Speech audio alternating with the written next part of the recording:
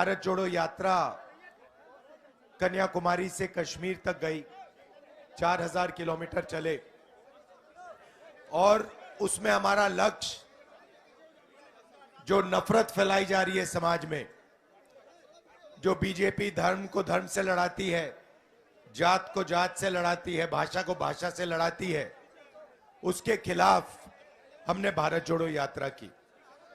बहुत सारे लोगों ने कहा कि देखिए आप कन्याकुमारी से कश्मीर तक चले, मगर ऐसे बहुत सारे प्रदेश हैं जहां आप गए नहीं। उड़ीसा है, झारखंड है, गुजरात है, तो आपको एक और यात्रा करनी चाहिए, मणिपुर से लेकर महाराष्ट्र तक। और इसीलिए मैं आपके आज सामने यहां खड़ा हूं। यह दूसरी भारत जोड़ो न्याय यात्रा है और आप यहां आए हमारा स्वागत करने। इसमें हमने न्याय शब्द जोड़ दिया। क्यों? क्योंकि जो हिंसा फैल रही है, नफरत फैल रही है, उसका कारण अन्याय है। आर्थिक अन्याय, सामाजिक अन्याय, किसानों के खिलाफ अन्याय, युवाओं के खिलाफ अन्याय। पता नहीं आपको मालूम है इस देश में पिछड़े लोग कितने हैं? पिछड़ों की आबादी कितनी मालूम है आपको? 50%। और दलितों की कितनी है? 15। आदिवासियों की कितनी? 8। माइनॉरिटी की कितनी? 15। तो सब मिलाकर तकरीबन 90% होता है। ठीक है। अब अगर आप सबसे बड़े उद्योगपतियों की लिस्ट निकालो, बड़ी बड़ी कंपनियों में जो मैनेजमेंट, सीनियर मैनेजमेंट है, उसकी लिस्ट निकालो, उसमें आपको 90% का एक नहीं मिलेगा। मीडिया में देखो, आपको एक बड़ा पिछड़े वर्ग का पत्रकार नहीं मिलेगा, एक दलित पत्रकार नहीं मिलेगा, एक आदिवासी पत्रकार नहीं मिलेगा। टीवी चैनल में एंकर देखो, आपको एक पिछड़ा नहीं दिखेगा वहां पे। मालिकों की लिस्ट निकालो, वहां पे 90% में से आपको एक नहीं मिलेगा।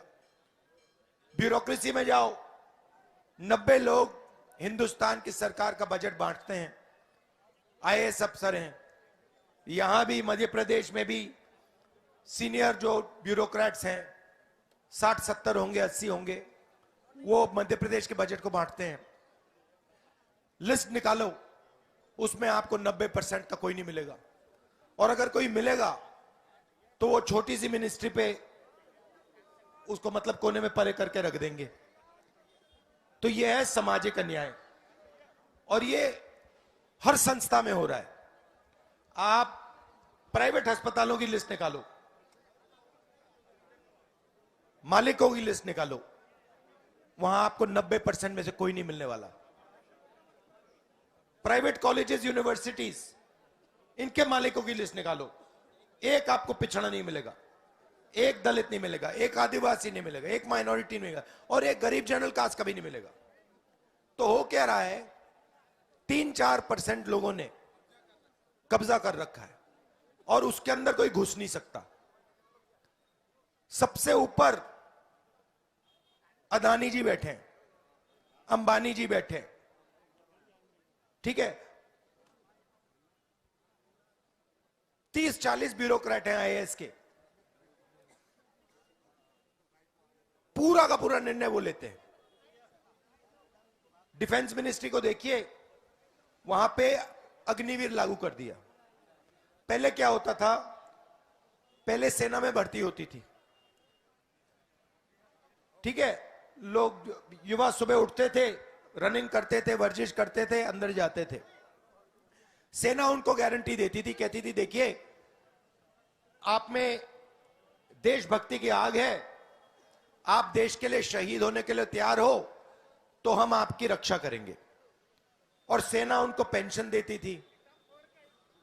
अगर उनको कुछ होता था, चोट लगती थी तो देखभाल होती थी। अगर शहीद हो जाते थे तो शहीद का रिस्पेक्ट मिलता था। अब अग्निवीर लागू कर दिया। इसमें कहते हैं देखिए 4 लोगों की भर्ती होगी, 4 में से 3 को हम निकाल देंगे। वो 3 पता है कौन से निकलेंगे? एसटी, एससी, ओबीसी, वो निकलेंगे। आप देख लेना। मैं आपको छोटा सा उदाहरण देता हूं, मैं आंकड़े निकालता हूं। कोविड के समय अग्निवीर से पहले सेना ने 1,50,000 युवाओं को भर्ती का कमिटमेंट दिया। 1,50,000, ठीक है। उनके नाम मेरे पास है। कोविड आता है, उनको कहते हैं देखिए अभी कोविड आया है, आपकी भर्ती अभी नहीं होगी, थोड़ी देर में कर देंगे, ठीक है। 3 साल उनको इधर उधर घुमाया। वो राजनाथ सिंह के पास गए। राजनाथ सिंह जी ने उनको आश्वासन दिया कि कोविड का समय है, थोड़ी देर में आपकी समस्या को हल कर देंगे। मेरे पास चिट्ठी है, देखना चाहते हो मैं दिखा दूंगा आपको। अलंकार, वो चिट्ठी निकालो। उसके बाद उनसे कहते हैं देखिए अब अग्निवीर योजना आ गई, अब आपको हम नहीं ले सकते। 1,50,000 हैं युवा, 5-5 साल उन्होंने वर्जिश की, एक्सरसाइज की, रनिंग की, और आपको अग्निवीर में भी नहीं आने देंगे। क्यों? आप ओवर एज हो गए, आप ना इधर के ना उधर के, जाके आप जानो, आपका काम जाने, आप यहां से आउट हो जाओ, ठीक है। मैंने लिस्ट निकाली, मैंने कहा देखता हूं भैया ये है कौन। 75% उसमें से ओबीसी, दलित, आदिवासी, और उसमें से गरीब जनरल कास्ट के लोग। अब उनका समय बर्बाद कर दिया और फिर उनको निकाल दिया। उनको ना कोई कॉम्पनसेशन दी, उनको ना अग्निवीर में जाने दिया। और उनकी क्या गलती थी? उनके दिल में देशभक्ति की आग थी, वो गलती थी उनकी। और वो दलित थे, आदिवासी थे, पिछड़े थे, गरीब जनरल कास्ट के लोग थे, माइनॉरिटी के लोग थे। तो सेना में एक रास्ता था, वो बंद कर दिया। दूसरा रास्ता होता था पब्लिक सेक्टर। ये देखिए चिट्ठी है, देखना चाहते हैं तो देख लीजिए। ये राजनाथ सिंह जी की चिट्ठी, इसमें साफ लिखा हुआ है, देख लो। तो वो कहते हैं देखिए आपको घबराने की जरूरत नहीं है, आपकी भर्ती हो जाएगी। 3 साल उनको घुमाया और फिर 1,50,000 हैं वो। अच्छा ठीक है, अगर 10 लड़के होते, 15 होते, 100 होते, वो अलग बात है। भाई 1,50,000 लड़कों को उन्होंने परे कर दिया। अब क्यों किया मैं बताता हूं आपको। ये लड़का है भैया, ये अपनी राइफल दिखाना जरा थोड़ा। ये देखो, ये राइफल दिख रही है आपको? ये जो राइफल है, ये देखो। ये पहले राइफलें जो होती थी, इनको जो कारतूस होते थे, ये जो बुलेट प्रूफ वेस्ट पहनते हैं, इनके ये जो वेस्ट होती थी, ये सब पहले सरकारी कंपनियां बनाती थी। इंडियन ऑर्डिनेंस फैक्ट्री ये हथियार बनाती थी। अब गुजरात की नहीं भैया, यह बात नहीं समझे। उस पर ठप्पा लगता है अदानी का, ठप्पा लगता है अदानी का। वो बंदूक नहीं बनाता, वो है इजरायली बंदूक, रूस की बंदूक, इजरायली बंदूक, अमेरिकन बंदूक। पहले क्या होता था, हिंदुस्तान की सरकार राइफल खरीदती थी, कॉन्ट्रैक्ट जाता था इंडियन ऑर्डिनेंस फैक्ट्री को, उसमें आप लोगों की भर्ती होती थी, दलित, आदिवासी, पिछड़े, गरीब, जनरल कास्ट के लोग। अब क्या हुआ, HAL, BHEL, Indian ordnance factory, इन सबको ये परे कर रहे हैं। और ये आप लोगों को बात समझ नहीं आ रही है, मैं बताऊं। क्योंकि ये आपकी पूंजी है, ये आपका है। अगर हवाई जहाज एचएएल बनाएगा तो उसमें भागीदारी आपकी होगी। क्यों? क्योंकि आपके लोग एचएएल में काम करेंगे। अगर हिंदुस्तान पेपर कागज बनाएगा उसमें भागीदारी आपकी होगी। क्यों? क्योंकि उसमें आपको नौकरी मिलेगी। ये राइफल जब पहले बनती थी उसमें आपका फायदा होता था, आपके लोग जाके काम करते थे। करोड़ों नहीं करते थे, मगर 50,000, 60,000, 1,00,000 जाते थे अंदर, उनकी जिंदगी बन जाती थी। अब क्या हो रहा है? ठप्पा अदानी का लग रहा है। जवानों को कहा जा रहा है भैया तू अग्निवीर बनेगा, मरेगा, शहीद होगा तो तुझे शहीद का दर्द नहीं मिलेगा, दर्जा नहीं मिलेगा, तुझे ना पेंशन मिलेगी, तुझे ना कैंटीन मिलेगी, कुछ नहीं मिलने वाला। ब्रांडिंग पूरी की पूरी अदानी की होगी। हथियार इजराइल की टेक्नोलॉजी से बनेंगे, पैसा वो अदानी बनाएगा, आपके हाथ 1 रुपया नहीं पड़ने वाला। तो पब्लिक सेक्टर का रास्ता बंद कर दिया। अब भैया एक काम करो, आप अदानी जी की कंपनी की लिस्ट निकालो, उसमें पता लगाओ उनकी फैक्ट्रियों में, उनकी कंपनी में, उनकी मैनेजमेंट में पता लगाओ भैया दलित कितने, आदिवासी कितने, पिछड़े कितने, गरीब जनरल कास्ट के कितने, पता लगा लो। एक नहीं है उसमें। तो पब्लिक सेक्टर का रास्ता बंद कर दिया। अब तीसरा रास्ता क्या था आपका? तीसरा रास्ता था एग्जाम करो, पुलिस में जाओ, पटवारी, सरकारी नौकरी करो। अब उसमें उन्होंने नई चीज चालू कर दी।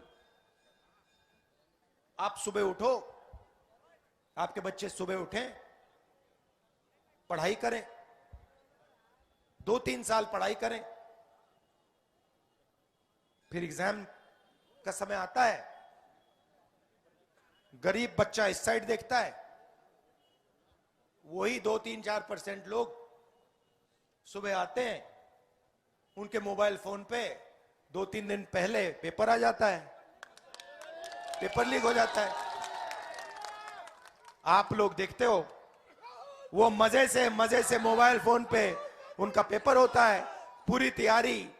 आप लोग तैयारी करते हो पूरी सिलेबस की, वो तैयारी करते हैं 5 सवालों की, उनकी तैयारी 5 सवालों की, आपकी पूरी सिलेबस की, मर गए आप। तो ये भी रास्ता बंद कर दिया। राहुल जी एक सवाल है, देश में आरक्षण और संविधान के ऊपर खतरा है, क्या कहना चाहेंगे आप? देखिए,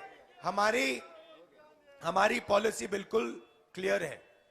सुनिए, आपने सवाल पूछा तो अब सवाल का जवाब सुनो, है ना। हमारी पॉलिसी बिल्कुल साफ है। सामाजिक अन्याय के खिलाफ क्रांतिकारी कदम, जाति जनगणना, जाति जनगणना। अब ये मैं आपको समझाना चाहता हूं। आपको कभी चोट लगी है? हाथ पैर टूटा आपका कभी? किसी का यहां पे हाथ पैर टूटा है? आपका टूटा? ठीक है, क्या टूटा था आपका? ये हाथ टूटा था ना। जब आप अस्पताल गए, आपको यहां चोट थी, डॉक्टर ने आपसे पहली बात क्या कही? एक्सरे। पहली बात कही, देखो भैया, सबसे पहले इलाज के पहले हमें पता लगाना है तेरे हुआ क्या। ये देखो, खड़ा हो जाए, इस पे आ जा।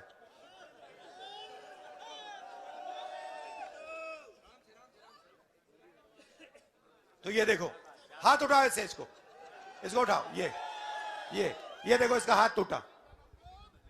पहला काम डॉक्टर ने क्या किया? सर ओपीडी बनाई, नाम लिखा और एक्सरा। ओपीडी बनाई, नाम लिखा, जितेंद्र गुर्जर नाम लिखा सर। फिर एक्सरे का बोला। जी सर। एक्सरे का बोला, फिर एक्सरे लिया, फिर उसने कहा भैया इसमें फ्रैक्चर है, और फिर उसने कार्रवाई की, ये प्लास्टर लगाया। ये प्लास्टर उसने इतना अच्छा नहीं लगाया, मुझे लग रहा है बीजेपी वाले ने किया ये। कांग्रेसी से कराते तो चमकता हुआ सॉलिड प्लास्टर लगता। तो बैठिए बैठिए।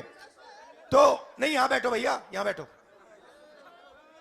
यहां आ जाओ, थोड़ा सामने से आ जाओ, यहां आ जाओ।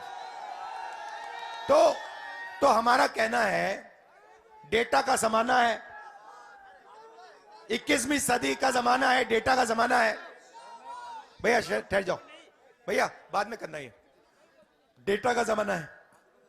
अब अभी नहीं, अभी इसको नीचे रख, वो बाद में होगा सब।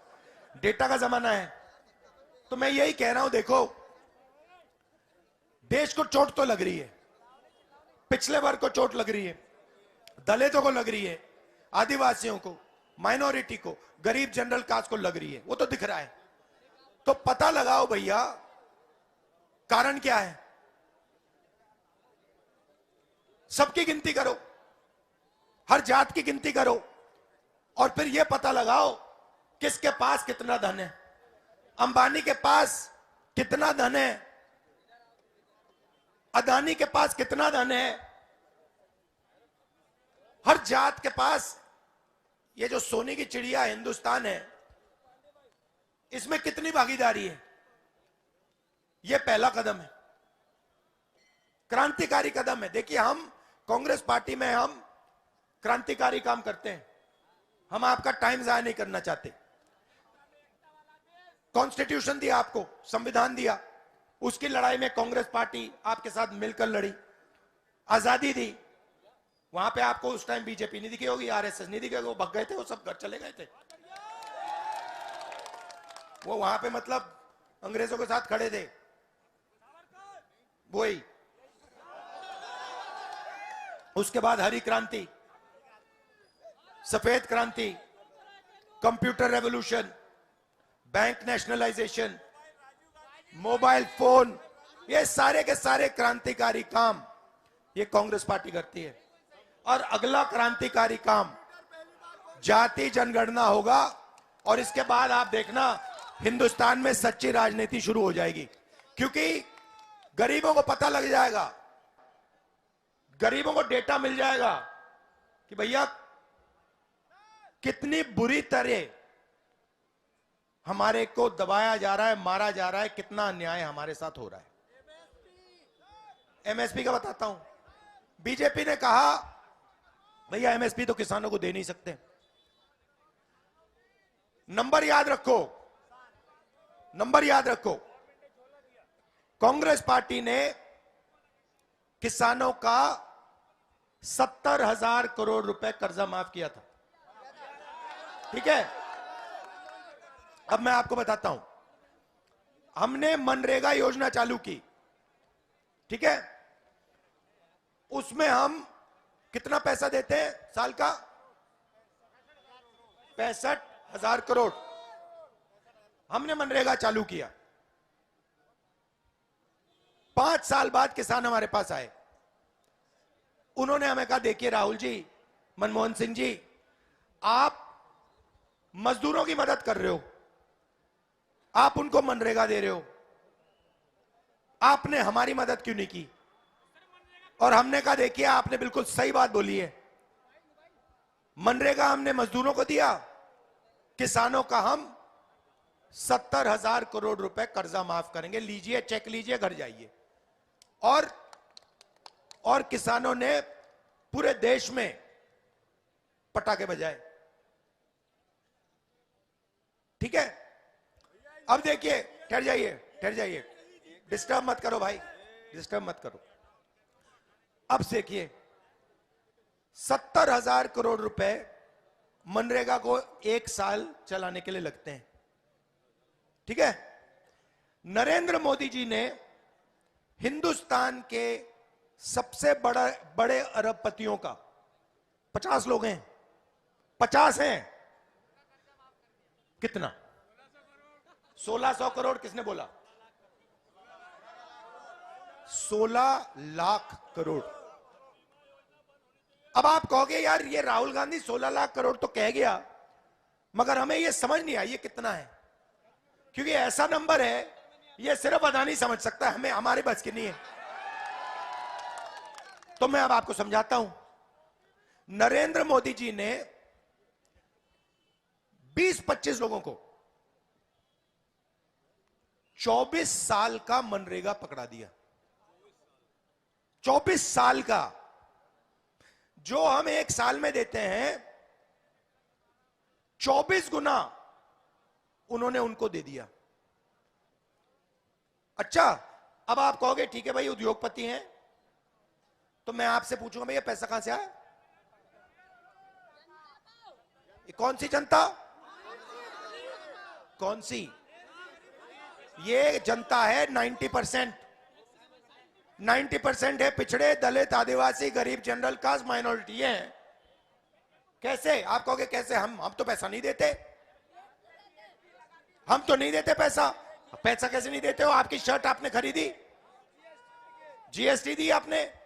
जितनी जीएसटी आप देते हो, जितना, मजे की बात सुनो, मजे की बात सुनो, हिंदुस्तान का सबसे अमीर व्यक्ति अदानी अगर शर्ट खरीदता है तो वो उतनी ही जीएसटी देता है जितनी हिंदुस्तान का सबसे गरीब आदमी देता है। अगर आप जाके हिंदुस्तान के सबसे गरीब आदमी को ढूंढो और उससे कहो भाई एक काम कर, जाके शर्ट खरीद, अगर वो 500 रुपए की शर्ट खरीदेगा, 300 रुपए की शर्ट खरीदेगा, तो 18% वो देगा, 18% अदानी देगा। अदानी की आमदनी करोड़ों रुपए की है, लाखों करोड़ रुपए की है। इसकी आमदनी 3-4 हजार रुपए की है, मगर जीएसटी एक देंगे। तो जीएसटी आप देते हो, जीएसटी आप देते हो, पैसा सरकार के पास जाता है, ठीक है। किसान अगर बैंक से लोन लेता है, वापस नहीं दे पाता, तो ऐसी राइफल लेके पुलिस वाला उसको पकड़ लेता है, पीछे से यूं पकड़ लेता है, कहता है इधर आ, ठीक है, और फिर उसको ले जाता है जेल में, डालता है, 2 जूते मारता है। और अगर अदानी जी या हिंदुस्तान का सबसे बड़ा उद्योगपति बैंक से लोन लेता है, कहता है मैं वापस नहीं दूंगा, तो वही पुलिस वाला जाके कहता है साहब ऐसे करिए, आप एक और बैंक लोन ले लीजिए, और अगर आपको अच्छा लगे तो हम आपका पूरा का पूरा कर्जा माफ कर देंगे, देश छोड़ के चले जाओ, मालिया बन जाओ, ललित मोदी बन जाओ, नीरव मोदी बन जाओ, मजे ही मजे हैं। अगर आप 3-4, वो जो 5% लोग हैं, अगर आप वहां से आते हो तो जो सपना आपको देखना है, आपकी जिंदगी सपना ही सपना है। और अगर आप 95% से आते हो तो आप सच्चाई का सामना करो, भूखे मर जाओ, बच्चों को बेरोजगार देखो, और जो आपके सारे के सारे रास्ते हैं एक के बाद एक, एक के बाद एक, एक के बाद एक, वो बंद होते जाएंगे। तो आर्थिक अन्याय हो रहा है, सामाजिक अन्याय हो रहा है। किसानों के, मैं भूल गया एमएसपी की बात, बीजेपी कहते हैं एमएसपी तो हम नहीं दे सकते, हमने मैनिफेस्टो में लिख दिया लीगल एमएसपी, जैसे ही हमारी सरकार आएगी लीगल एमएसपी हम किसानों को पकड़ा देंगे। तो ये मैं आपसे कहना चाहता था, अन्याय का जमाना है, अन्याय की सरकार है, और नुकसान आपका हो रहा है। ये जो बेरोजगार युवा घूम रहे हैं, ये जो, अच्छा भैया एक बात बताओ, ये मोबाइल फोन पे आप कितने घंटे, एक दिन में कितने घंटे लगाते हो? सर 2 घंटे। देखो देखो मजे की बात देखो, 2 घंटे? जी सर। सच बोलो। सच में सर, बिजनेसमैन हो? अच्छा। आम युवा 6-7 घंटे मोबाइल फोन पे रील्स देखता है, 6-7 घंटे यूं यूं देखता रहेगा, रील रील रील। और भैया ये जो फोन है जिस पे वो रील देख रहा है, बनाया किसने? ये चाइना के युवा ने, चाइना के युवा ने बनाया, और हिंदुस्तान के अरबपतियों ने चाइना का माल हिंदुस्तान में बेचा, रोजगार छीन लिया, चाइना के युवा को फायदा हो रहा है, और हमारा जो युवा है 7-7 घंटे रील देख रहा है। यह है चमत्कार। अब मैं चाहता हूं कि ऐसा दिन आए कि यहां पे एक युवा रील देखे 15 मिनट और फिर फोन को ऐसे घुमाए, उस पर लिखा हो मेड इन मध्य प्रदेश, और चाइना का युवा हो वो 7 घंटे रील देखे। ये मैं चाहता हूं, और इसमें आपकी जरूरत होगी। मोदी जी ये नहीं चाहते। मोदी जी चाहते हैं कि आप मोदी जी चाहते हैं कि आप दिन भर मोबाइल पे रहो, जय श्री राम बोलो और भूखे मर जाओ। यह है। बहुत बहुत धन्यवाद। नमस्कार।